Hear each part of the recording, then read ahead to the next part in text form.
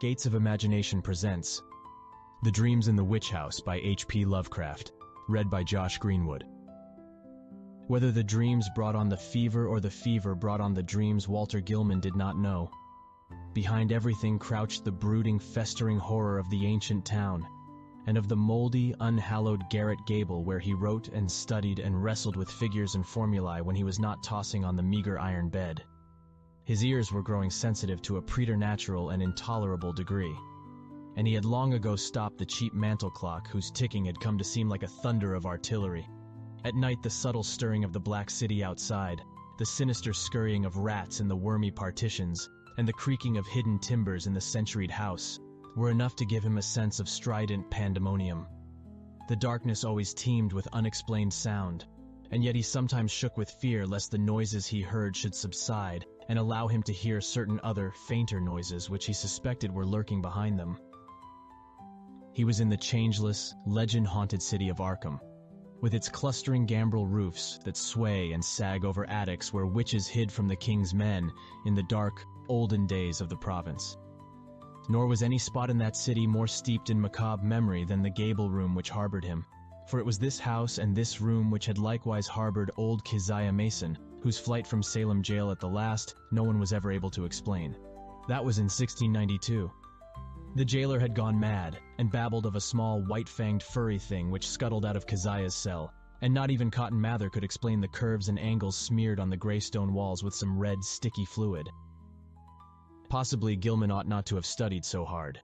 Non-Euclidean calculus and quantum physics are enough to stretch any brain, and when one mixes them with folklore and tries to trace a strange background of multidimensional reality behind the ghoulish hints of the gothic tales and the wild whispers of the chimney corner, one can hardly expect to be wholly free from mental tension. Gilman came from Haverhill, but it was only after he had entered college in Arkham that he began to connect his mathematics with the fantastic legends of elder magic. Something in the air of the hoary town worked obscurely on his imagination. The professors at Miskatonic had urged him to slacken up, and had voluntarily cut down his course at several points. Moreover, they had stopped him from consulting the dubious old books on forbidden secrets that were kept under lock and key in a vault at the university library. But all these precautions came late in the day, so that Gilman had some terrible hints from the dreaded Necronomicon of Abdul al-Hazred, the fragmentary Book of Ibon, and the suppressed Unaussprechlichen Kulten of von Junst to correlate with his abstract formulae on the properties of space and the linkage of dimensions known and unknown. He knew his room was in the old witch house. That indeed was why he had taken it. There was much in the Essex County records about Keziah Mason's trial, and what she had admitted under pressure to the court of Oyer and Terminer had fascinated Gilman beyond all reason. She had told Judge Hathorne of lines and curves that could be made to point out directions leading through the walls of space to other spaces beyond, and had implied that such lines and curves were frequently used at certain midnight meetings in the dark valley of the White Stone beyond Meadow Hill and on the unpeopled island in the river. She had spoken also of the Black Man, of her oath, and of her new secret name of Nahab. Then she had drawn those devices on the walls of her cell and vanished. Gilman believed strange things about Keziah, and had felt a queer thrill on learning that her dwelling was still standing after more than 235 years. When he heard the hushed Arkham whispers about Keziah's persistent presence in the old house and the narrow streets, about the irregular human tooth marks left on certain sleepers in that and other houses, about the childish cries heard near May Eve and Hallowmass, about the stench often noted in the old house's attic just after those dreaded seasons, and about the small, furry, sharp-toothed thing which haunted the moldering structure and the town, and nuzzled people curiously in the black hours before dawn, he resolved to live in the place at any cost. A room was easy to secure, for the house was unpopular, hard to rent, and long given over to cheap lodgings. Gilman could not have told what he expected to find there, but he knew he wanted to be in the building where some circumstance had more or less suddenly given a mediocre old woman of the 17th century an insight into mathematical depths, perhaps beyond the utmost modern delvings of Planck, Heisenberg, Einstein, and de Sitter.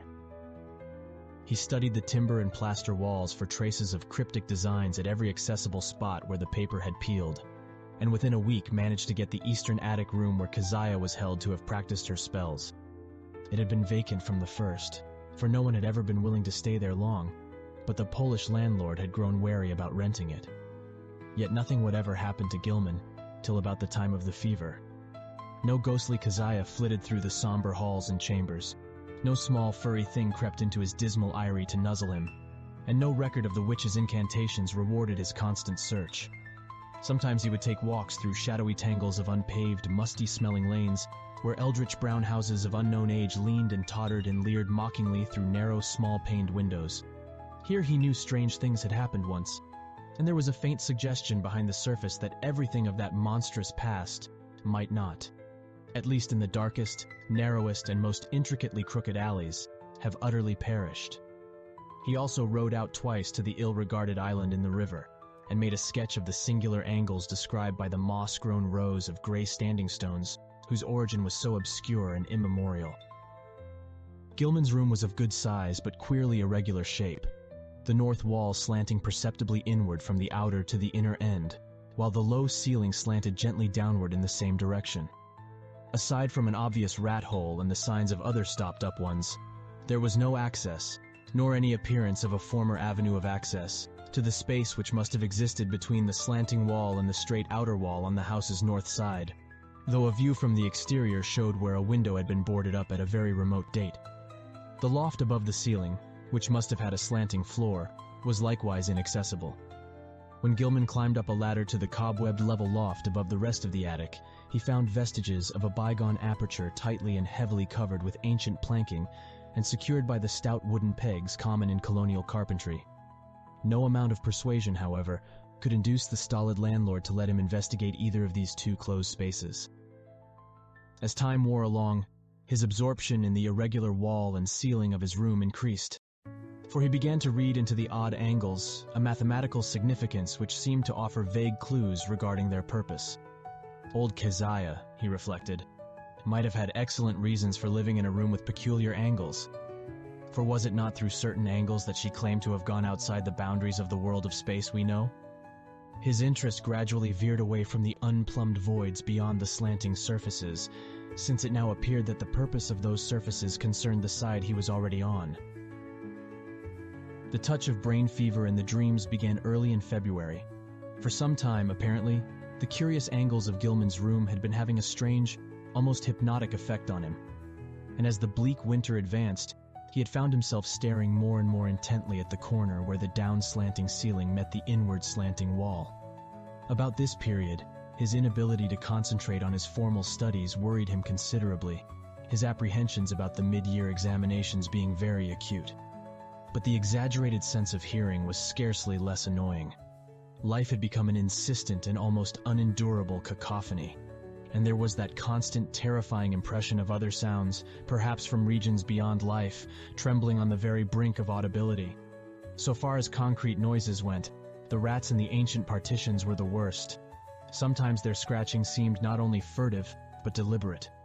When it came from beyond the slanting north wall, it was mixed with a sort of dry rattling. And when it came from the century-closed loft above the slanting ceiling, Gilman always braced himself as if expecting some horror which only bided its time before descending to engulf him utterly. The dreams were wholly beyond the pale of sanity, and Gilman felt that they must be a result jointly of his studies in mathematics and in folklore. He had been thinking too much about the vague regions which his formulae told him must lie beyond the 3 dimensions we know, and about the possibility that old Keziah Mason, guided by some influence past all conjecture, had actually found the gate to those regions. The yellowed county records containing her testimony and that of her accusers were so damnably suggestive of things beyond human experience, and the descriptions of the darting little furry object which served as her familiar were so painfully realistic, despite their incredible details. That object, no larger than a good-sized rat, and quaintly called by the townspeople Brown Jenkin, seemed to have been the fruit of a remarkable case of sympathetic herd delusion, for in 1692, no less than 11 persons had testified to glimpsing it. There were recent rumors, too, with a baffling and disconcerting amount of agreement. Witnesses said it had long hair and the shape of a rat, but that its sharp-toothed, bearded face was evilly human, while its paws were like tiny human hands. It took messages betwixt old Keziah and the devil, and was nursed on the witch's blood, which it sucked like a vampire. Its voice was a kind of loathsome titter, and it could speak all languages.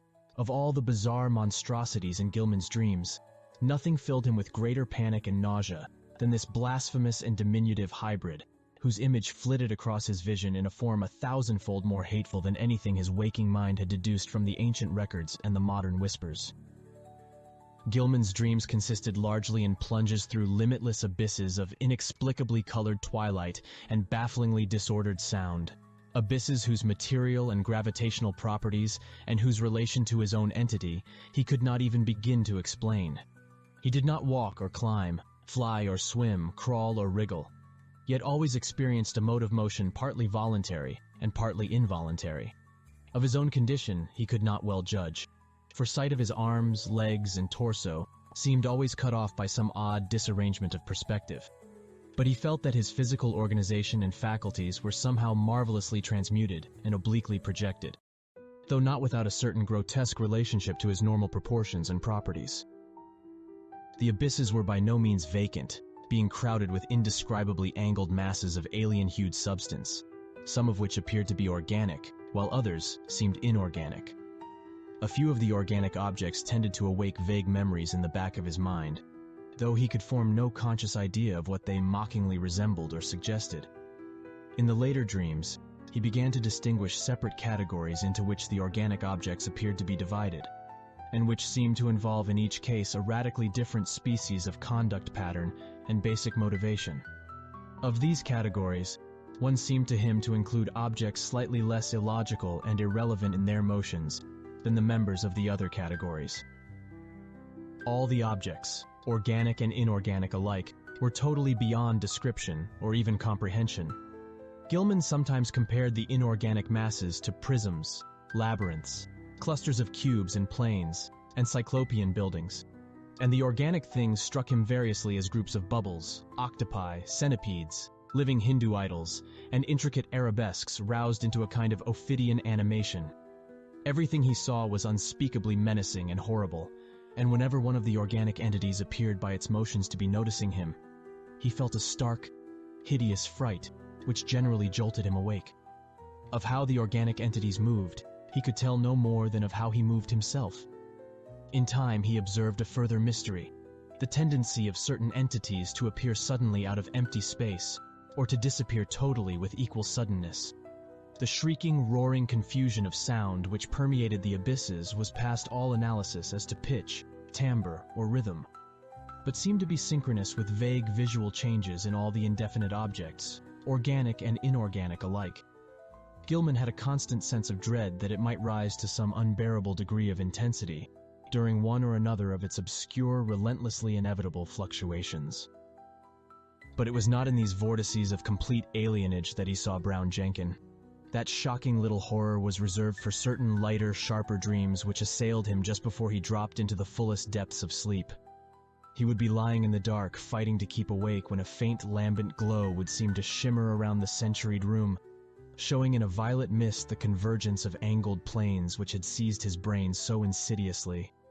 The horror would appear to pop out of the rat hole in the corner and patter toward him over the sagging, wide-planked floor with evil expectancy in its tiny, bearded human face. But mercifully, this dream always melted away before the object got close enough to nuzzle him. It had hellishly long, sharp canine teeth. Gilman tried to stop up the rat hole every day, but each night the real tenants of the partitions would gnaw away the obstruction, whatever it might be.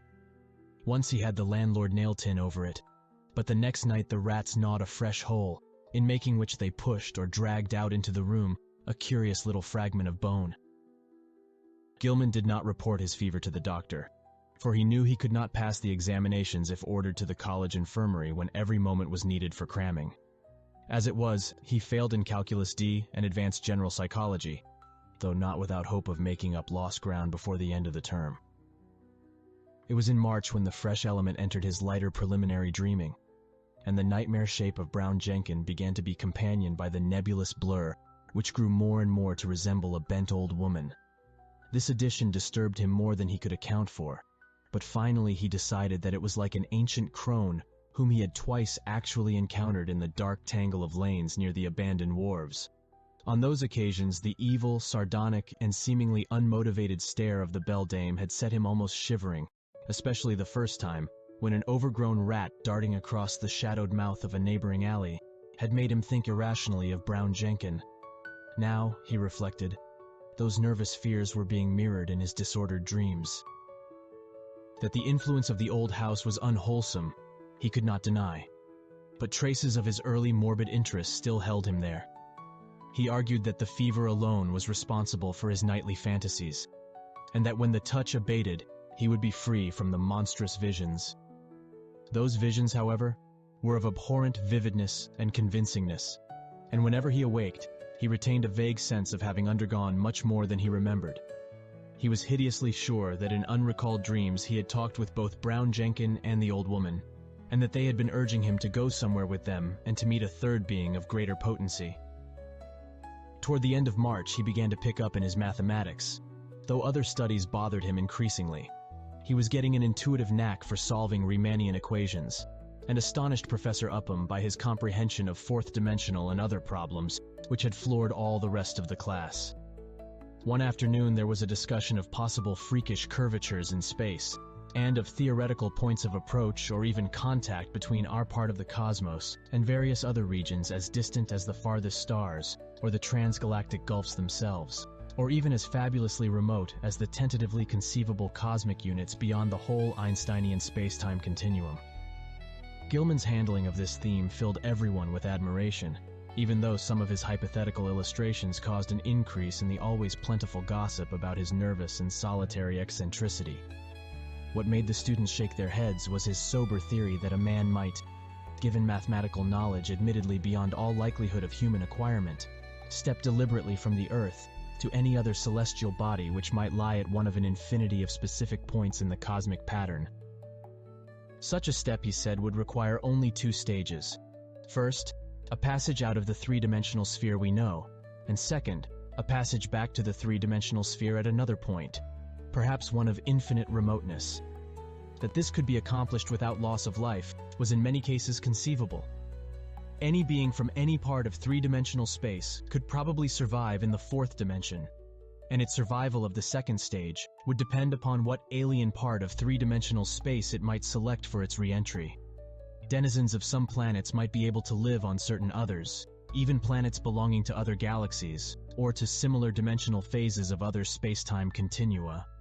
Though of course there must be vast numbers of mutually uninhabitable, even though mathematically juxtaposed bodies or zones of space. It was also possible that the inhabitants of a given dimensional realm could survive entry to many unknown and incomprehensible realms of additional or indefinitely multiplied dimensions, be they within or outside the given space-time continuum, and that the converse would be likewise true.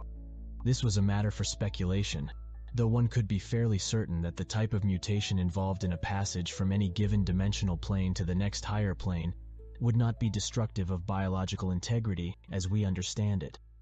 Gilman could not be very clear about his reasons for this last assumption, but his haziness here was more than overbalanced by his clearness on other complex points. Professor Upham especially liked his demonstration of the kinship of higher mathematics to certain phases of magical lore transmitted down the ages from an ineffable antiquity, human or pre-human, whose knowledge of the cosmos and its laws was greater than ours. Around the 1st of April, Gilman worried considerably because his slow fever did not abate. He was also troubled by what some of his fellow lodgers said about his sleepwalking. It seemed that he was often absent from his bed, and that the creaking of his floor at certain hours of the night was remarked by the man in the room below. This fellow also spoke of hearing the tread of shod feet in the night. But Gilman was sure he must have been mistaken in this, since shoes as well as other apparel were always precisely in place in the morning. One could develop all sorts of oral delusions in this morbid old house, for did not Gilman himself, even in daylight, now feel certain that noises other than rat scratchings came from the black voids beyond the slanting wall and above the slanting ceiling? His pathologically sensitive ears began to listen for faint footfalls in the immemorially sealed loft overhead, and sometimes the illusion of such things was agonizingly realistic. However, he knew that he had actually become a somnambulist, for twice at night his room had been found vacant, though with all his clothing in place. Of this he had been assured by Frank Elwood, the one fellow student whose poverty forced him to room in this squalid and unpopular house. Elwood had been studying in the small hours and had come up for help on a differential equation, only to find Gilman absent. It had been rather presumptuous of him to open the unlocked door after knocking had failed to rouse a response, but he had needed the help very badly, and thought that his host would not mind a gentle prodding awake. On neither occasion, though, had Gilman been there, and when told of the matter, he wondered where he could have been wandering, barefoot and with only his nightclothes on. He resolved to investigate the matter if reports of his sleepwalking continued, and thought of sprinkling flour on the floor of the corridor to see where his footsteps might lead. The door was the only conceivable egress, for there was no possible foothold outside the narrow window. As April advanced, Gilman's fever-sharpened ears were disturbed by the whining prayers of a superstitious loom-fixer named Joe Mazurowitz, who had a room on the ground floor. Mazurowitz had told long, rambling stories about the ghost of old Keziah and the furry, sharp-fanged, nuzzling thing, and had said he was so badly haunted at times that only his silver crucifix, given him for the purpose by Father Iwanicki of St. Stanislaus's church, could bring him relief. Now he was praying because the witch's Sabbath was drawing near. May Eve was Walpurgis night, when hell's blackest evil roamed the earth, and all the slaves of Satan gathered for nameless rites and deeds. It was always a very bad time in Arkham, even though the fine folks up in Miskatonic Avenue and High and Saltonstall streets pretended to know nothing about it. There would be bad doings, and a child or two would probably be missing. Joe knew about such things, for his grandmother in the old country had heard tales from her grandmother. It was wise to pray and count one's beads at this season. For 3 months, Keziah and Brown Jenkin had not been near Joe's room, nor near Paul Choinsky's room, nor anywhere else, and it meant no good when they held off like that. They must be up to something. Gilman dropped in at a doctor's office on the 16th of the month, and was surprised to find his temperature was not as high as he had feared. The physician questioned him sharply, and advised him to see a nerve specialist. On reflection, he was glad he had not consulted the still more inquisitive college doctor. Old Waldron, who had curtailed his activities before, would have made him take a rest, an impossible thing now that he was so close to great results in his equations. He was certainly near the boundary between the known universe and the fourth dimension, and who could say how much farther he might go. But even as these thoughts came to him, he wondered at the source of his strange confidence. Did all of this perilous sense of imminence come from the formulae on the sheets he covered day by day? The soft, stealthy, imaginary footsteps in the sealed loft above were unnerving, and now, too, there was a growing feeling that somebody was constantly persuading him to do something terrible, which he could not do. How about the somnambulism? Where did he go sometimes in the night? And what was that faint suggestion of sound which once in a while seemed to trickle through the maddening confusion of identifiable sounds, even in broad daylight and full wakefulness? Its rhythm did not correspond to anything on earth, unless perhaps to the cadence of one or two unmentionable Sabbath chants. And sometimes he feared it corresponded to certain attributes of the vague shrieking or roaring in those holy alien abysses of dream. The dreams were meanwhile getting to be atrocious. In the lighter preliminary phase, the evil old woman was now of fiendish distinctness, and Gilman knew she was the one who had frightened him in the slums. Her bent back, long nose, and shriveled chin were unmistakable, and her shapeless brown garments were like those he remembered. The expression on her face was one of hideous malevolence and exultation, and when he awaked, he could recall a croaking voice that persuaded and threatened. He must meet the black man, and go with them all to the throne of Azathoth at the center of ultimate chaos. That was what she said. He must sign in his own blood the Book of Azathoth, and take a new secret name now that his independent delvings had gone so far. What kept him from going with her and Brown Jenkin and the other to the throne of chaos, where the thin flutes pipe mindlessly, was the fact that he had seen the name Azathoth in the Necronomicon and knew it stood for a primal evil too horrible for description. The old woman always appeared out of thin air near the corner, where the downward slant met the inward slant. She seemed to crystallize at a point closer to the ceiling than to the floor, and every night she was a little nearer and more distinct before the dream shifted. Brown Jenkin, too, was always a little nearer at the last, and its yellowish-white fangs glistened shockingly in that unearthly violet phosphorescence. Its shrill, loathsome tittering stuck more and more in Gilman's head, and he could remember in the morning how it had pronounced the words Azathoth and Nyarlathotep.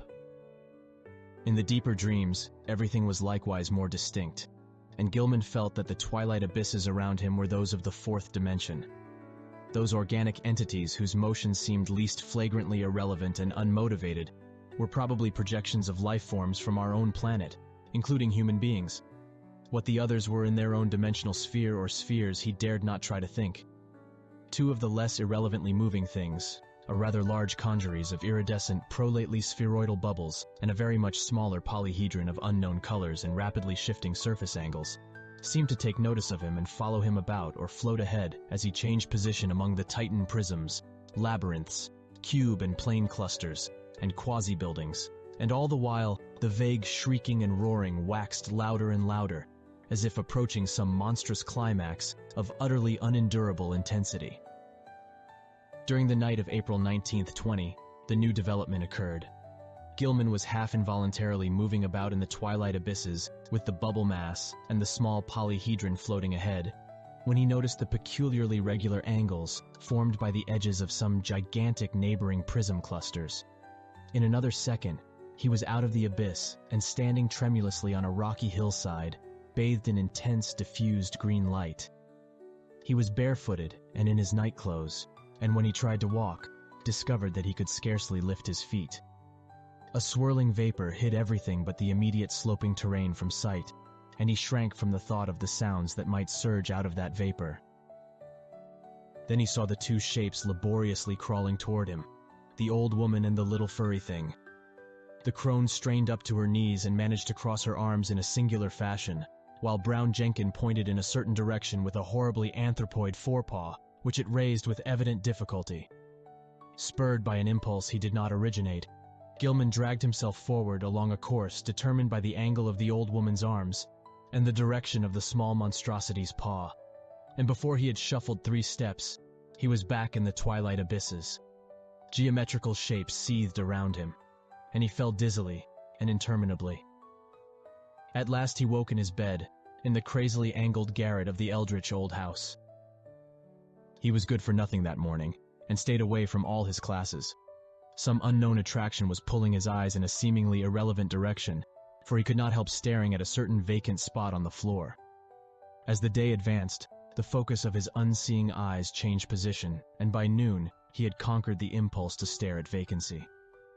About 2 o'clock he went out for lunch, and as he threaded the narrow lanes of the city, he found himself turning always to the southeast. Only an effort halted him at a cafeteria in Church Street, and after the meal, he felt the unknown pull still more strongly. He would have to consult a nerve specialist after all. Perhaps there was a connection with his somnambulism, but meanwhile he might at least try to break the morbid spell himself. Undoubtedly, he could still manage to walk away from the pull, so with great resolution, he headed against it and dragged himself deliberately north along Garrison Street. By the time he had reached the bridge over the Miskatonic, he was in a cold perspiration, and he clutched at the iron railing as he gazed upstream at the ill-regarded island whose regular lines of ancient standing stones brooded sullenly in the afternoon sunlight. Then he gave a start, for there was a clearly visible living figure on that desolate island, and a second glance told him it was certainly the strange old woman whose sinister aspect had worked itself so disastrously into his dreams. The tall grass near her was moving too, as if some other living thing were crawling close to the ground. When the old woman began to turn toward him, he fled precipitately off the bridge and into the shelter of the town's labyrinthine waterfront alleys. Distant though the island was, he felt that a monstrous and invincible evil could flow from the sardonic stare of that bent, ancient figure in brown. The southeastward pull still held, and only with tremendous resolution could Gilman drag himself into the old house and up the rickety stairs. For hours he sat silent and aimless, with his eyes shifting gradually westward. About 6 o'clock his sharpened ears caught the whining prayers of Joe Mazurwich 2 floors below, and in desperation he seized his hat and walked out into the sunset golden streets, letting the now directly southward pull carry him where it might. An hour later darkness found him in the open fields beyond Hangman's Brook, with the glimmering spring stars shining ahead. The urge to walk was gradually changing to an urge to leap mystically into space, and suddenly he realized just where the source of the pull lay. It was in the sky. A definite point among the stars had a claim on him and was calling him. Apparently it was a point somewhere between Hydra and Argo Navis. and he knew that he had been urged toward it ever since he had awaked soon after dawn. In the morning it had been underfoot, afternoon found it rising in the southeast, and now it was roughly south but wheeling toward the west. What was the meaning of this new thing? Was he going mad? How long would it last? Again mustering his resolution, Gilman turned and dragged himself back to the sinister old house. Mazurowicz was waiting for him at the door and seemed both anxious and reluctant to whisper some fresh bit of superstition. It was about the witch light. Joe had been out celebrating the night before. It was Patriots' Day in Massachusetts, and had come home after midnight. Looking up at the house from outside, he had thought at first that Gilman's window was dark, but then he had seen the faint violet glow within. He wanted to warn the gentleman about that glow, for everybody in Arkham knew it was Keziah's witchlight which played near Brown Jenkin and the ghost of the old crone herself. He had not mentioned this before, but now he must tell about it because it meant that Keziah and her long-toothed familiar were haunting the young gentleman.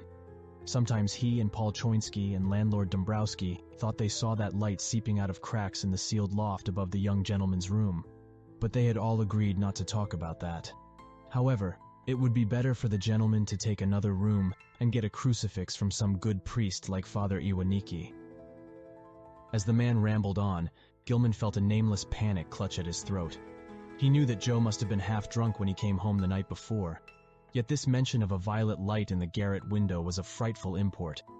It was a lambent glow of this sort which always played about the old woman, and the small, furry thing in those lighter, sharper dreams which prefaced his plunge into unknown abysses, and the thought that a wakeful second person could see the dream luminance was utterly beyond sane harborage. Yet where had the fellow got such an odd notion? Had he himself talked as well as walked around the house in his sleep? No, Joe said, he had not, but he must check up on this. Perhaps Frank Elwood could tell him something, though he hated to ask. Fever, wild dreams, somnambulism, illusions of sounds, a pull toward a point in the sky, and now a suspicion of insane sleep-talking. He must stop studying, see a nerve specialist, and take himself in hand. When he climbed to the second story, he paused at Elwood's door, but saw that the other youth was out. Reluctantly, he continued up to his garret room and sat down in the dark. His gaze was still pulled to the southwest, but he also found himself listening intently for some sound in the closed loft above, and half imagining that an evil violet light seeped down through an infinitesimal crack in the low, slanting ceiling. That night, as Gilman slept, the violet light broke upon him with heightened intensity, and the old witch and small, furry thing, getting closer than ever before, mocked him with inhuman squeals and devilish gestures. He was glad to sink into the vaguely roaring twilight abysses, though the pursuit of that iridescent bubble conjuries and that kaleidoscopic little polyhedron was menacing and irritating. Then came the shift as vast converging planes of a slippery-looking substance loomed above and below him, a shift which ended in a flash of delirium and a blaze of unknown alien light in which yellow, carmine, and indigo were madly and inextricably blended. He was half lying on a high, fantastically balustraded terrace, above a boundless jungle of outlandish, incredible peaks, balanced plains, domes, minarets, horizontal discs poised on pinnacles, and numberless forms of still greater wildness, some of stone and some of metal, which glittered gorgeously in the mixed, almost blistering glare from a polychromatic sky. Looking upward, he saw 3 stupendous discs of flame, each of a different hue, and at a different height above an infinitely distant curving horizon of low mountains. Behind him, tiers of higher terraces towered aloft as far as he could see. The city below stretched away to the limits of vision, and he hoped that no sound would well up from it. The pavement from which he easily raised himself was of a veined, polished stone beyond his power to identify, and the tiles were cut in bizarre angled shapes, which struck him as less asymmetrical than based on some unearthly symmetry whose laws he could not comprehend. The balustrade was chest-high, delicate, and fantastically wrought, while along the rail were ranged at short intervals little figures of grotesque design and exquisite workmanship. They, like the whole balustrade, seemed to be made of some sort of shining metal, whose color could not be guessed in this chaos of mixed effulgences, and their nature utterly defied conjecture.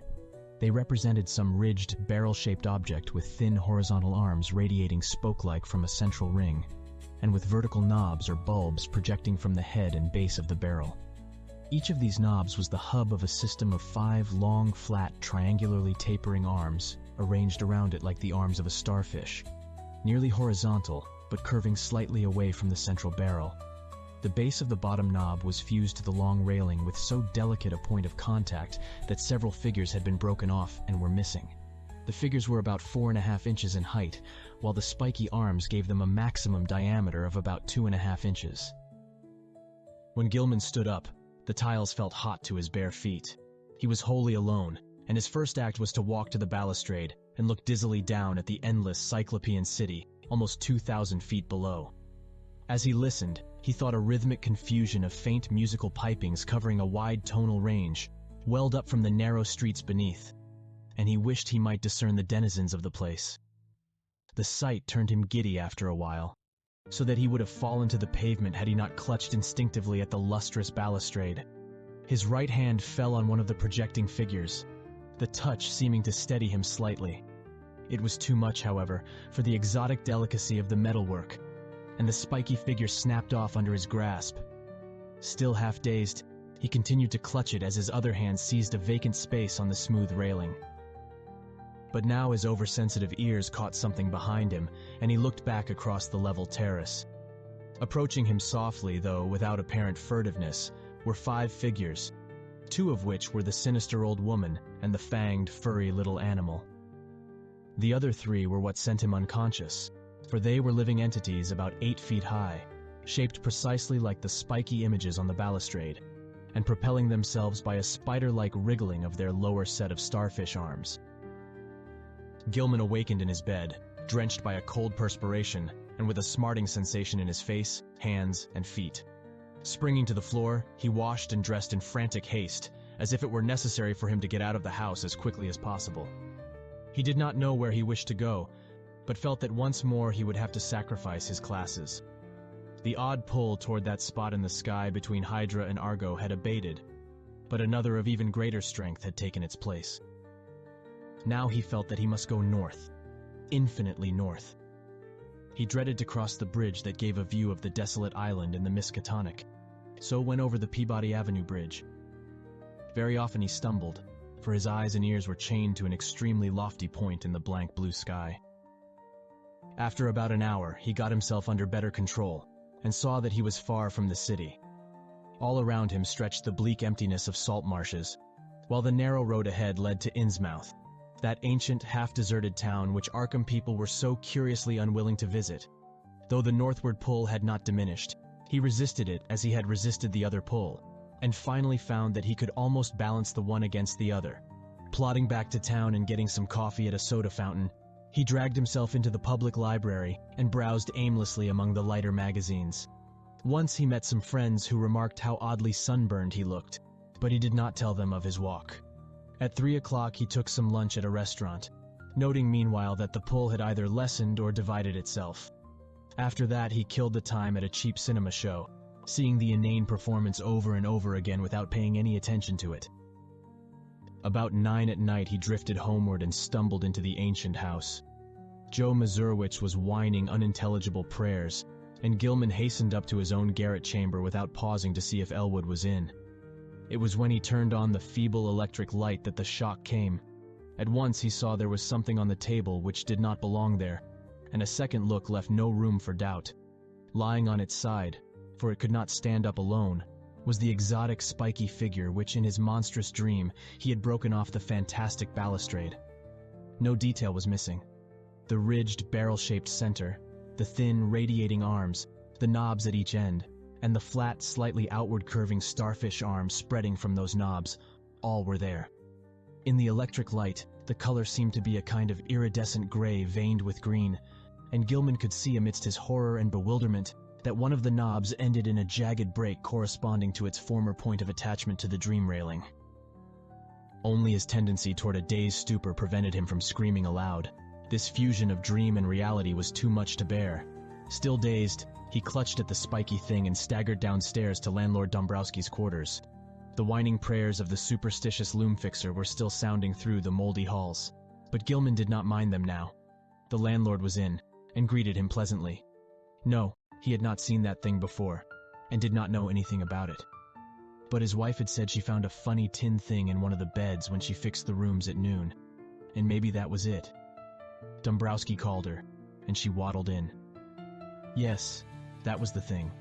She had found it in the young gentleman's bed, on the side next the wall. It had looked very queer to her, but of course the young gentleman had lots of queer things in his room, books and curios and pictures and markings on paper. She certainly knew nothing about it. So Gilman climbed upstairs again in a mental turmoil, convinced that he was either still dreaming or that his somnambulism had run to incredible extremes and led him to depredations in unknown places. Where had he got this outre thing? He did not recall seeing it in any museum in Arkham. It must have been somewhere, though, and the sight of it as he snatched it in his sleep must have caused the odd dream picture of the balustraded terrace. Next day he would make some very guarded inquiries, and perhaps see the nerve specialist. Meanwhile, he would try to keep track of his somnambulism. As he went upstairs and across the garret hall, he sprinkled about some flour which he had borrowed, with a frank admission as to its purpose, from the landlord. He had stopped at Elwood's door on the way, but had found all dark within. Entering his room, he placed the spiky thing on the table, and lay down in complete mental and physical exhaustion, without pausing to undress. From the closed loft above the slanting ceiling, he thought he heard a faint scratching and padding, but he was too disorganized even to mind it. That cryptical pull from the north was getting very strong again, though it seemed now to come from a lower place in the sky. In the dazzling violet light of dream, the old woman and the fanged, furry thing came again, and with a greater distinctness than on any former occasion. This time, they actually reached him, and he felt the crone's withered claws clutching at him. He was pulled out of bed and into empty space, and for a moment he heard a rhythmic roaring and saw the twilight amorphousness of the vague abysses seething around him. But that moment was very brief, for presently he was in a crude, windowless little space with rough beams and planks rising to a peak just above his head, and with a curious slanting floor underfoot. Propped level on that floor were low cases full of books of every degree of antiquity and disintegration, and in the center were a table and bench, both apparently fastened in place. Small objects of unknown shape and nature were ranged on the tops of the cases, and in the flaming violet light, Gilman thought he saw a counterpart of the spiky image which had puzzled him so horribly. On the left, the floor fell abruptly away, leaving a black triangular gulf out of which, after a second's dry rattling, there presently climbed the hateful little furry thing with the yellow fangs and bearded human face. The evilly grinning beldame still clutched him, and beyond the table stood a figure he had never seen before, a tall, lean man of dead black coloration, but without the slightest sign of negroid features, wholly devoid of either hair or beard, and wearing as his only garment a shapeless robe of some heavy black fabric. His feet were indistinguishable because of the table and bench, but he must have been shod, since there was a clicking whenever he changed position. The man did not speak, and bore no trace of expression on his small, regular features. He merely pointed to a book of prodigious size which lay open on the table, while the beldame thrust a huge gray quill into Gilman's right hand. Over everything was a pall of intensely maddening fear, and the climax was reached when the furry thing ran up the dreamer's clothing to his shoulders and then down his left arm, finally biting him sharply in the wrist just below his cuff. As the blood spurted from this wound, Gilman lapsed into a faint. He awaked on the morning of the 22nd with a pain in his left wrist and saw that his cuff was brown with dried blood. His recollections were very confused, but the scene with the black man in the unknown space stood out vividly. The rats must have bitten him as he slept, giving rise to the climax of that frightful dream. Opening the door, he saw that the flower on the corridor floor was undisturbed, except for the huge prints of the loutish fellow who roomed at the other end of the garret. So he had not been sleepwalking this time. But something would have to be done about those rats. He would speak to the landlord about them. Again he tried to stop up the hole at the base of the slanting wall, wedging in a candlestick which seemed of about the right size.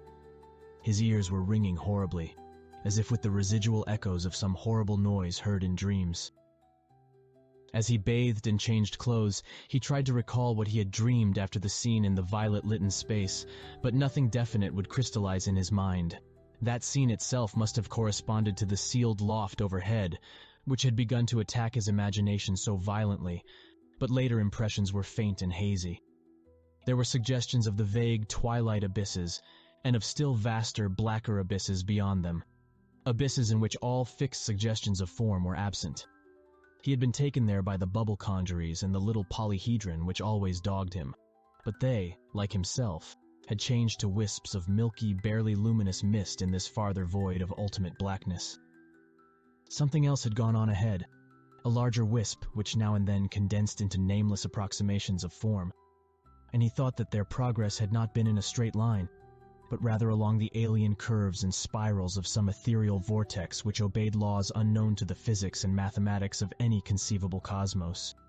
Eventually there had been a hint of vast, leaping shadows, of a monstrous half-acoustic pulsing, and of the thin, monotonous piping of an unseen flute, but that was all.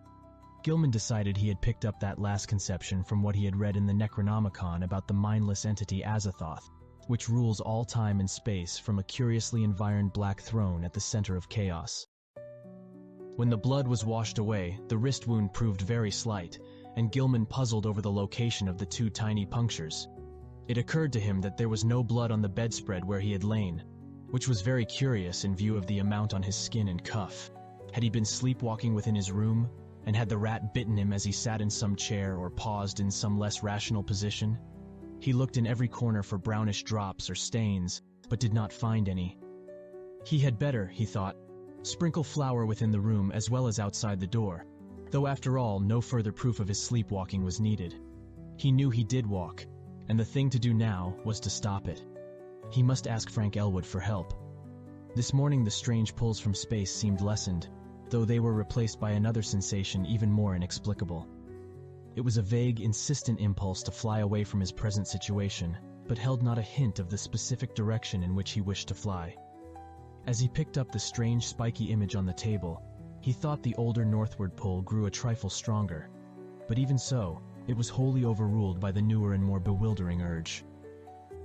He took the spiky image down to Elwood's room, steeling himself against the whines of the loom fixer, which welled up from the ground floor.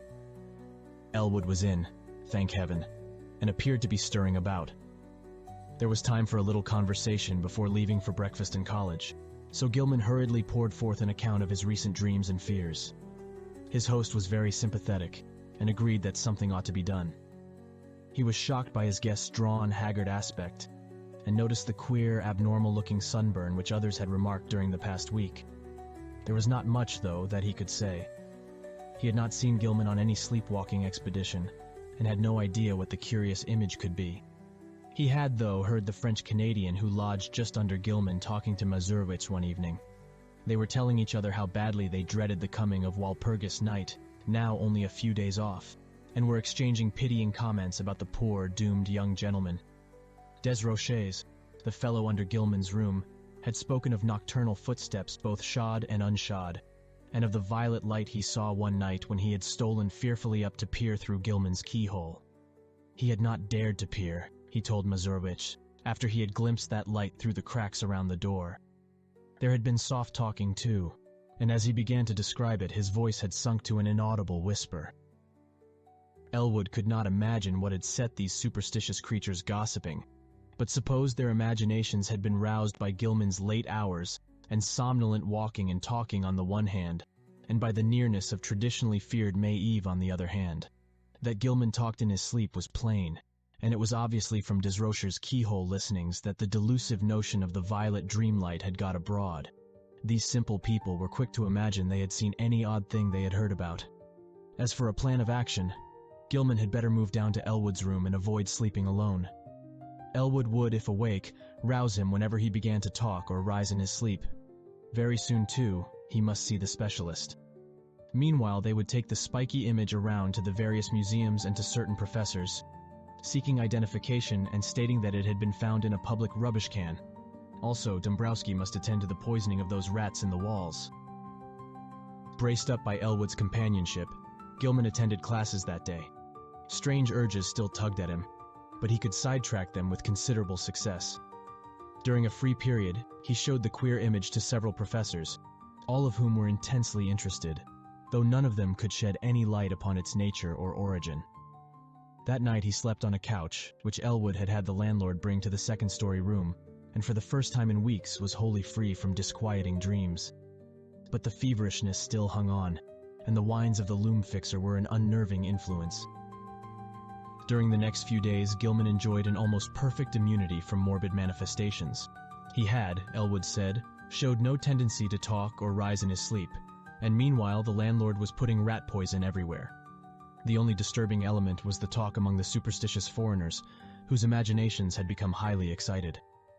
Mazurovich was always trying to make him get a crucifix, and finally forced one upon him, which he said had been blessed by the good Father Iwanicki. Desrochers, too, had something to say. In fact, he insisted that cautious steps had sounded in the now vacant room above him on the first and second nights of Gilman's absence from it.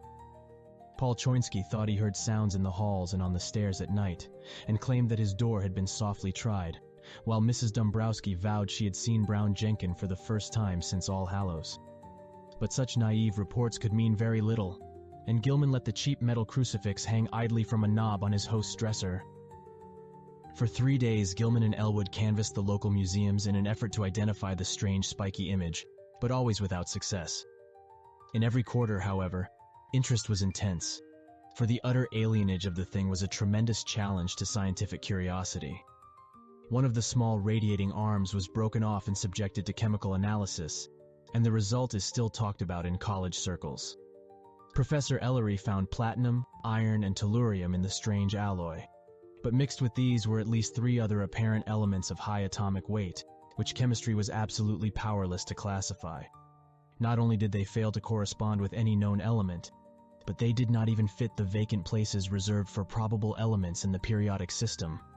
The mystery remains unsolved to this day, though the image is on exhibition at the Museum of Miskatonic University.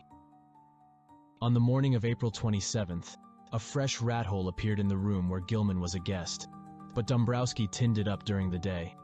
The poison was not having much effect, for scratchings and scurryings in the walls were virtually undiminished. Elwood was out late that night, and Gilman waited up for him. He did not wish to go to sleep in a room alone, especially since he thought he had glimpsed in the evening twilight the repellent old woman whose image had become so horribly transferred to his dreams. He wondered who she was, and what had been near her rattling the tin can in a rubbish heap at the mouth of a squalid courtyard. The crone had seemed to notice him and leer evilly at him, though perhaps this was merely his imagination. The next day both youths felt very tired, and knew they would sleep like logs when night came. In the evening they drowsily discussed the mathematical studies, which had so completely and perhaps harmfully engrossed Gilman, and speculated about the linkage with ancient magic and folklore which seemed so darkly probable. They spoke of old Keziah Mason, and Elwood agreed that Gilman had good scientific grounds for thinking she might have stumbled on strange and significant information. The hidden cults to which these witches belonged often guarded and handed down surprising secrets from elder forgotten eons, and it was by no means impossible that Keziah had actually mastered the art of passing through dimensional gates. Tradition emphasizes the uselessness of material barriers in halting a witch's motions, and who can say what underlies the old tales of broomstick rides through the night? Whether a modern student could ever gain similar powers from mathematical research alone was still to be seen. Success, Gilman added, might lead to dangerous and unthinkable situations, for who could foretell the conditions pervading an adjacent but normally inaccessible dimension? On the other hand, the picturesque possibilities were enormous. Time could not exist in certain belts of space, and by entering and remaining in such a belt, one might preserve one's life and age indefinitely, never suffering organic metabolism or deterioration, except for slight amounts incurred during visits to one's own or similar planes. One might, for example, pass into a timeless dimension and emerge at some remote period of the Earth's history as young as before. Whether anybody had ever managed to do this, one could hardly conjecture with any degree of authority. Old legends are hazy and ambiguous, and in historic times all attempts at crossing forbidden gaps seem complicated by strange and terrible alliances with beings and messengers from outside. There was the immemorial figure of the deputy or messenger of hidden and terrible powers, the black man of the witch cult, and the Nyarlathotep of the Necronomicon. There was, too, the baffling problem of the lesser messengers or intermediaries, the quasi-animals and queer hybrids which legend depicts as witches' familiars. As Gilman and Elwood retired, too sleepy to argue further, They heard Joe Mazurowicz reel into the house half drunk and shuddered at the desperate wildness of his whining prayers. That night, Gilman saw the violet light again. In his dream, he had heard a scratching and gnawing in the partitions and thought that someone fumbled clumsily at the latch. Then he saw the old woman and the small furry thing advancing toward him over the carpeted floor. The beldame's face was alight with inhuman exultation, and the little yellow-toothed morbidity tittered mockingly as it pointed at the heavily sleeping form of Elwood on the other couch across the room. A paralysis of fear stifled all attempts to cry out. As once before, the hideous crone seized Gilman by the shoulders, yanking him out of bed and into empty space. Again, the infinitude of the shrieking twilight abysses flashed past him, but in another second he thought he was in a dark, muddy, unknown alley of fetid odors, with the rotting walls of ancient houses towering up on every hand. Ahead was the robed black man he had seen in the peaked space in the other dream, while from a lesser distance, the old woman was beckoning and grimacing imperiously. Brown Jenkin was rubbing itself with a kind of affectionate playfulness around the ankles of the black man, which the deep mud largely concealed. There was a dark open doorway on the right, to which the black man silently pointed. Into this, the grimacing crone started, dragging Gilman after her by his pajama sleeve. There were evil-smelling staircases which creaked ominously, and on which the old woman seemed to radiate a faint violet light, and finally a door leading off a landing. The crone fumbled with the latch and pushed the door open, motioning to Gilman to wait and disappearing inside the black aperture. The youth's oversensitive ears caught a hideous strangled cry, and presently the beldame came out of the room bearing a small, senseless form, which she thrust at the dreamer as if ordering him to carry it. The sight of this form, and the expression on its face, broke the spell. Still too dazed to cry out, he plunged recklessly down the noisome staircase and into the mud outside, halting only when seized and choked by the waiting black man. As consciousness departed, he heard the faint, shrill tittering of the fanged, rat-like abnormality. On the morning of the 29th, Gilman awaked into a maelstrom of horror. The instant he opened his eyes, he knew something was terribly wrong, for he was back in his old garret room with the slanting wall and ceiling, sprawled on the now unmade bed. His throat was aching inexplicably, and as he struggled to a sitting posture, he saw with growing fright that his feet and pajama bottoms were brown with caked mud. For the moment, his recollections were hopelessly hazy, but he knew at least that he must have been sleepwalking. Elwood had been lost too deeply in slumber to hear and stop him. On the floor were confused muddy prints, but oddly enough they did not extend all the way to the door. The more Gilman looked at them, the more peculiar they seemed, for in addition to those he could recognize as his, there were some smaller, almost round markings, such as the legs of a large chair or table might make, except that most of them tended to be divided into halves. There were also some curious muddy rat tracks leading out of a fresh hole and back into it again.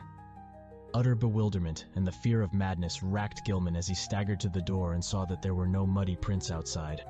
The more he remembered of his hideous dream, the more terrified he felt, and it added to his desperation to hear Joe Mazurowicz chanting mournfully 2 floors below. Descending to Elwood's room, he roused his still-sleeping host and began telling of how he had found himself. But Elwood could form no idea of what might really have happened. Where Gilman could have been, how he got back to his room without making tracks in the hall, and how the muddy furniture-like prints came to be mixed with his in the garret chamber, were wholly beyond conjecture. Then there were those dark, livid marks on his throat, as if he had tried to strangle himself. He put his hands up to them, but found that they did not even approximately fit.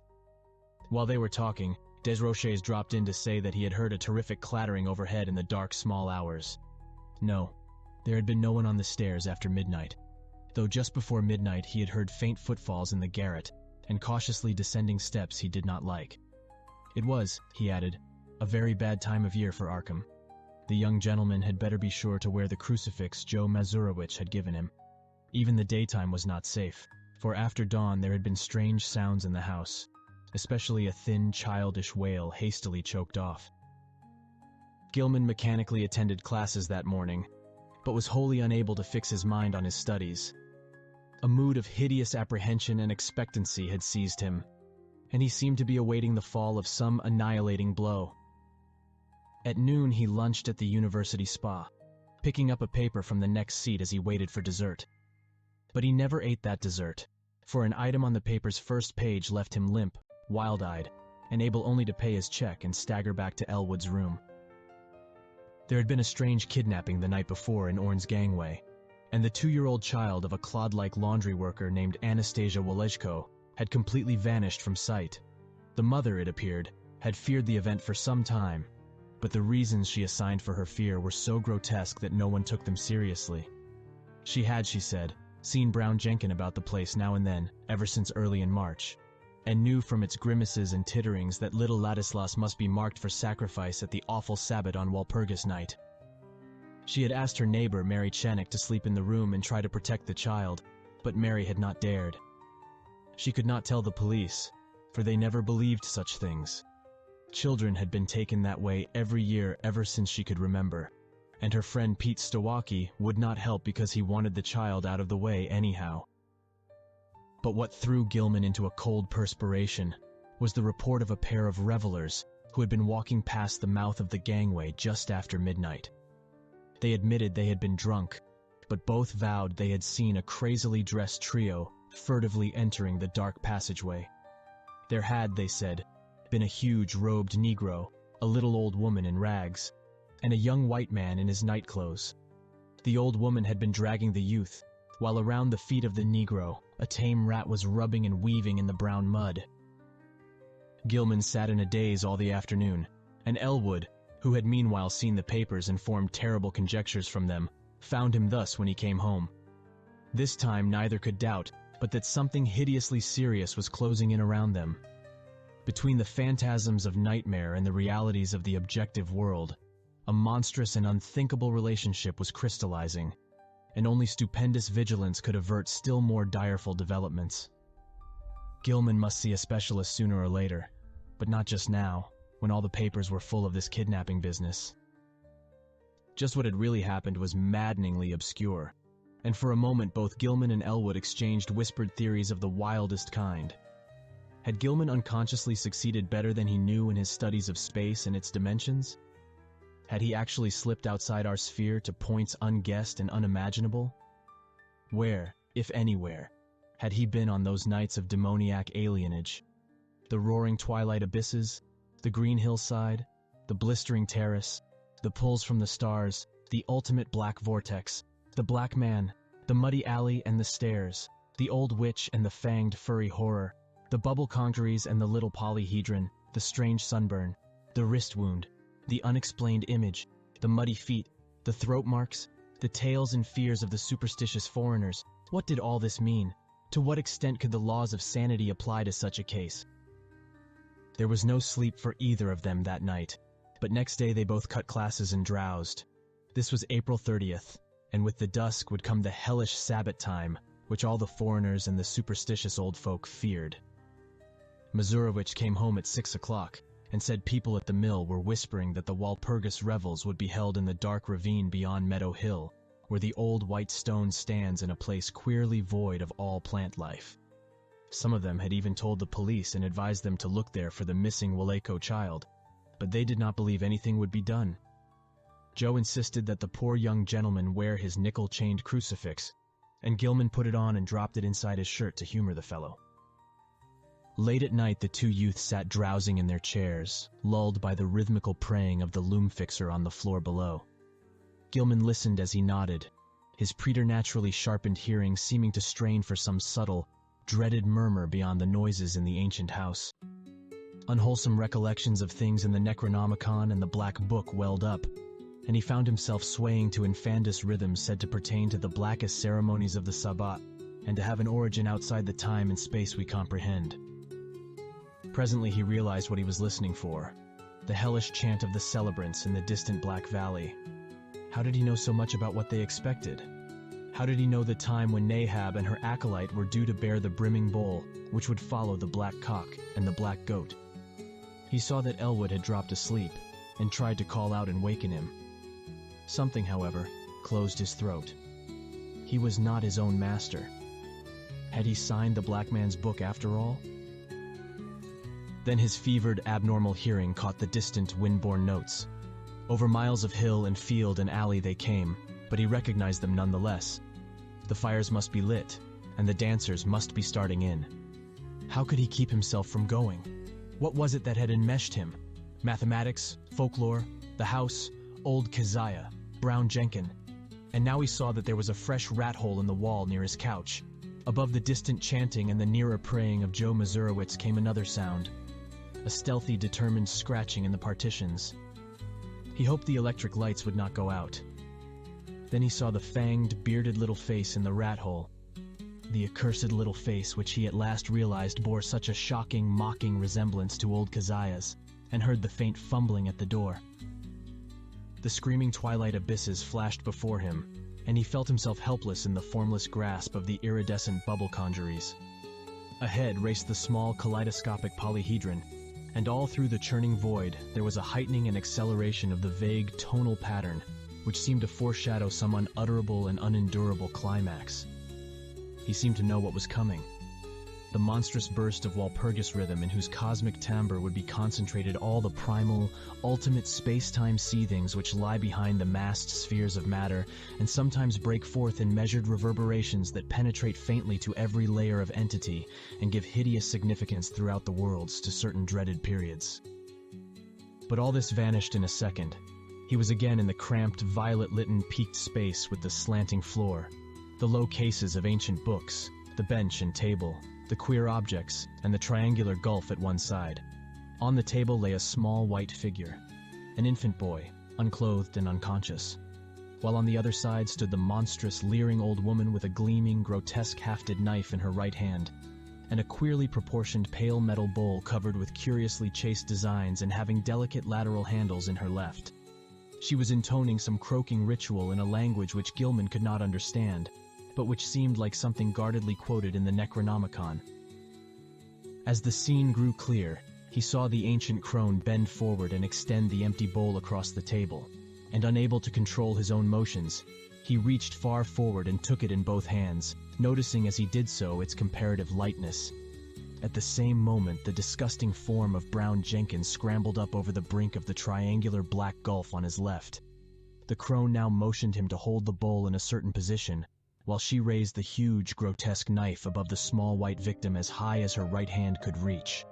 The fanged, furry thing began tittering a continuation of the unknown ritual, while the witch croaked loathsome responses. Gilman felt a gnawing, poignant abhorrence shoot through his mental and emotional paralysis, and the light metal bowl shook in his grasp.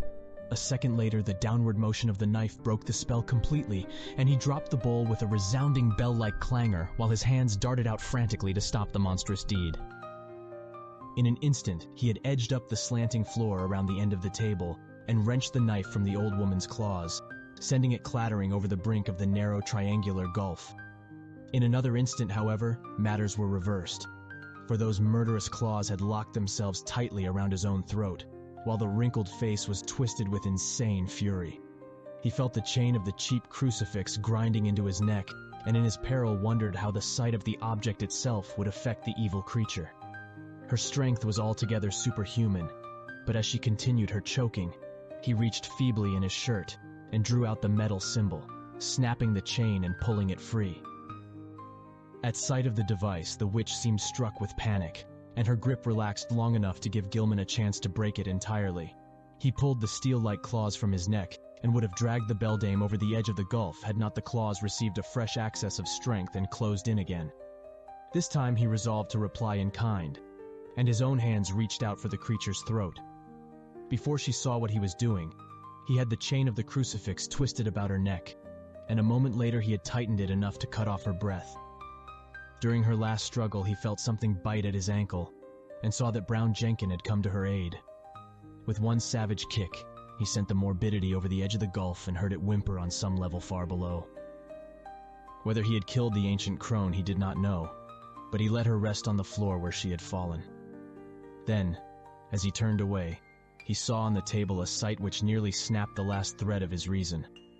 Brown Jenkin, tough of sinew and with 4 tiny hands of demoniac dexterity, had been busy while the witch was throttling him, and his efforts had been in vain. What he had prevented the knife from doing to the victim's chest, the yellow fangs of the furry blasphemy had done to her wrist, and the bowl so lately on the floor stood full beside the small, lifeless body. In his dream delirium, Gilman heard the hellish, alien-rhythmed chant of the Sabbat coming from an infinite distance, and knew the black man must be there. Confused memories mixed themselves with his mathematics, and he believed his subconscious mind held the angles which he needed to guide him back to the normal world, alone and unaided for the first time. He felt sure he was in the immemorially sealed loft above his own room, but whether he could ever escape through the slanting floor or the long-stopped egress he doubted greatly. Besides, would not an escape from a dream loft bring him merely into a dream house, an abnormal projection of the actual place he sought? He was wholly bewildered as to the relation betwixt dream and reality in all his experiences. The passage through the vague abysses would be frightful, for the Walpurgis rhythm would be vibrating, and at last he would have to hear that hitherto veiled cosmic pulsing which he so mortally dreaded. Even now he could detect a low, monstrous shaking whose tempo he suspected all too well.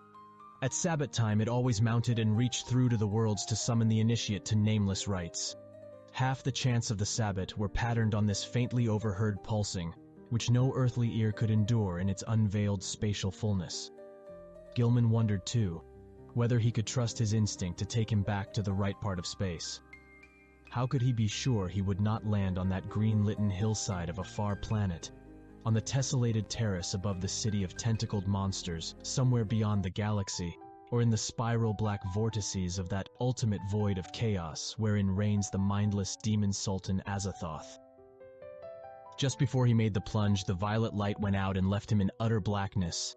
The witch old Keziah Nahab, that must have meant her death, and mixed with the distant chant of the Sabbat and the whimpers of Brown Jenkin in the gulf below, he thought he heard another and wilder whine from unknown depths.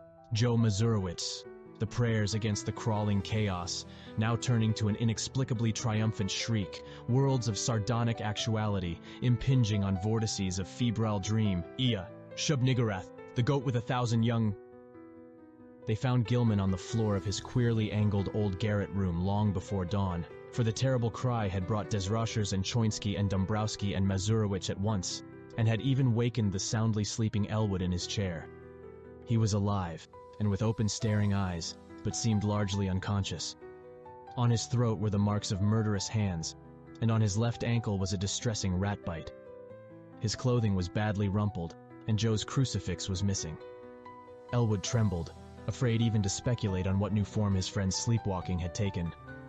Mazurowicz seemed half-dazed because of a sign he said he had had in response to his prayers, and he crossed himself frantically when the squealing and whimpering of a rat sounded from beyond the slanting partition. When the dreamer was settled on his couch in Elwood's room, they sent for Dr. Malkowski, a local practitioner who would repeat no tales where they might prove embarrassing, and he gave Gilman 2 hypodermic injections, which caused him to relax in something like natural drowsiness. During the day, the patient regained consciousness at times and whispered his newest dream disjointedly to Elwood. It was a painful process, and at its very start brought out a fresh and disconcerting fact. Gilman, whose ears had so lately possessed an abnormal sensitiveness, was now stone deaf. Dr. Malkowski, summoned again in haste, told Elwood that both eardrums were ruptured, as if by the impact of some stupendous sound intense beyond all human conception or endurance.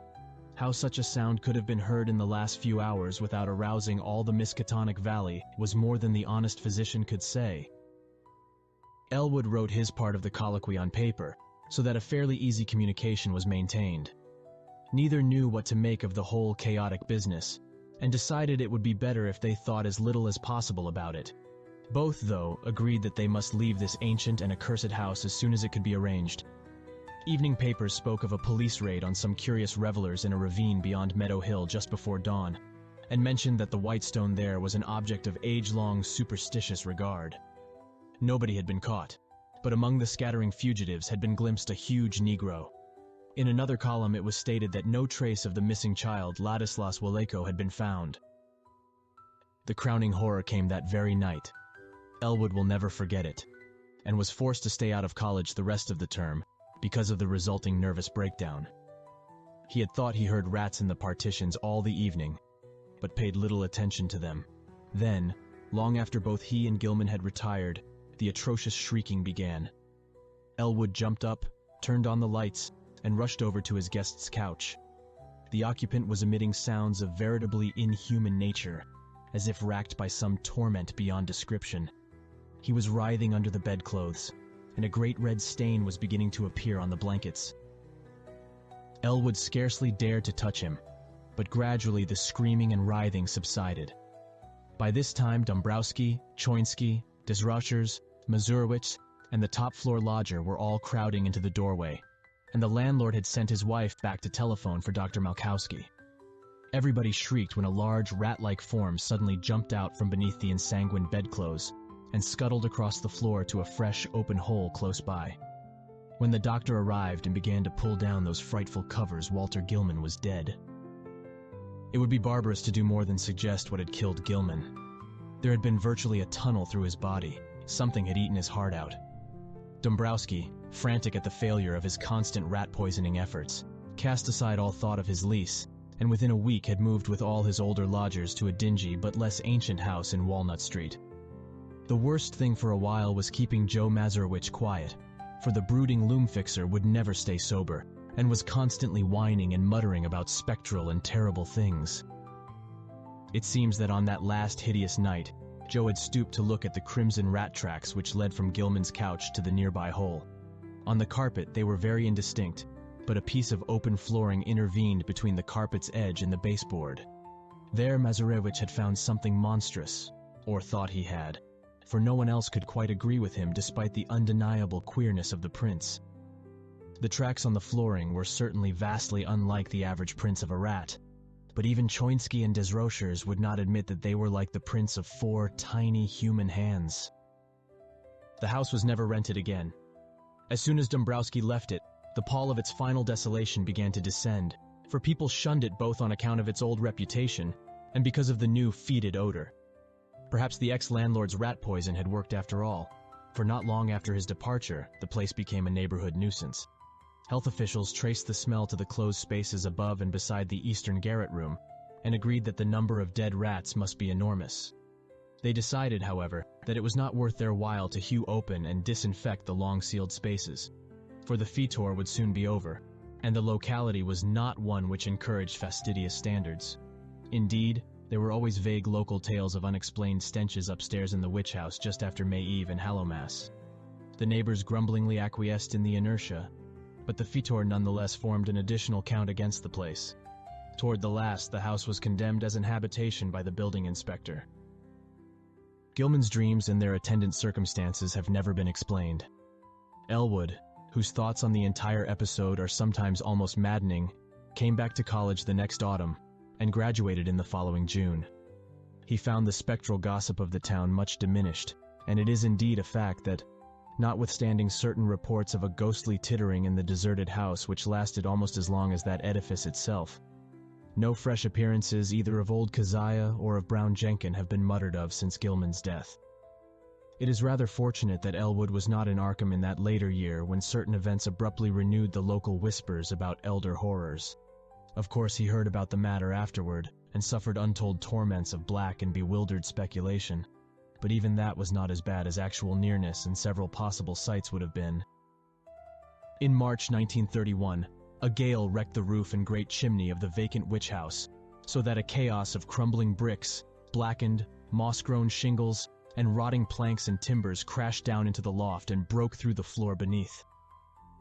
The whole attic story was choked with debris from above, but no one took the trouble to touch the mess before the inevitable raising of the decrepit structure. That ultimate step came in the following December, and it was when Gilman's old room was cleared out by reluctant, apprehensive workmen that the gossip began. Among the rubbish which had crashed through the ancient slanting ceiling were several things which made the workmen pause and call in the police. Later, the police in turn called in the coroner and several professors from the university. There were bones, badly crushed and splintered, but clearly recognizable as human, whose manifestly modern date conflicted puzzlingly with the remote period at which their only possible lurking place, the low, slant-floored loft overhead, had supposedly been sealed from all human access. The coroner's physician decided that some belonged to a small child, while certain others, found mixed with shreds of rotten brownish cloth, belonged to a rather undersized, bent female of advanced years. Careful sifting of debris also disclosed many tiny bones of rats caught in the collapse, as well as older rat bones gnawed by small fangs in a fashion now and then highly productive of controversy and reflection. Other objects found included the mingled fragments of many books and papers, together with a yellowish dust left from the total disintegration of still older books and papers. All, without exception, appeared to deal with black magic in its most advanced and horrible forms, and the evidently recent date of certain items is still a mystery as unsolved as that of the modern human bones. An even greater mystery is the absolute homogeneity of the crabbed, archaic writing found on a wide range of papers whose conditions and watermarks suggest age differences of at least 150 to 200 years. To some, though, the greatest mystery of all is the variety of utterly inexplicable objects whose shapes, materials, types of workmanship, and purposes baffle all conjecture, found scattered amidst the wreckage in evidently diverse states of injury. One of these things, which excited several Miskatonic professors profoundly, is a badly damaged monstrosity plainly resembling the strange image which Gilman gave to the college museum, save that it is larger, wrought of some peculiar bluish stone instead of metal, and possessed of a singularly angled pedestal with undecipherable hieroglyphics. Archaeologists and anthropologists are still trying to explain the bizarre designs chased on a crushed bowl of light metal whose inner side bore ominous brownish stains when found. Foreigners and credulous grandmothers are equally garrulous about the modern nickel crucifix with broken chain mixed in the rubbish, and shiveringly identified by Joe Mazurowitz as that which he had given poor Gilman many years before. Some believe this crucifix was dragged up to the sealed loft by rats, while others think it must have been on the floor in some corner of Gilman's old room all the time. Still others, including Joe himself, have theories too wild and fantastic for sober credence. When the slanting wall of Gilman's room was torn out, the once sealed triangular space between that partition and the house's north wall was found to contain much less structural debris, even in proportion to its size, than the room itself, though it had a ghastly layer of older materials which paralyzed the wreckers with horror. In brief, the floor was a veritable ossuary of the bones of small children, some fairly modern, but others extending back in infinite gradations to a period so remote that crumbling was almost complete. On this deep bony layer rested a knife of great size, obvious antiquity, and grotesque, ornate, and exotic design, above which the debris was piled. In the midst of this debris, wedged between a fallen plank and a cluster of cemented bricks from the ruined chimney, was an object destined to cause more bafflement, veiled fright, and openly superstitious talk in Arkham than anything else discovered in the haunted and accursed building. This object was the partly crushed skeleton of a huge diseased rat, whose abnormalities of form are still a topic of debate and source of singular reticence among the members of Miskatonic's Department of Comparative Anatomy. Very little concerning this skeleton has leaked out, but the workmen who found it whisper in shocked tones about the long brownish hairs with which it was associated. The bones of the tiny paws, it is rumored, imply prehensile characteristics more typical of a diminutive monkey than of a rat, while the small skull with its savage yellow fangs is of the utmost anomalousness, appearing from certain angles like a miniature, monstrously degraded parody of a human skull. The workmen crossed themselves in fright when they came upon this blasphemy, but later burned candles of gratitude in St. Stanislaus's church because of the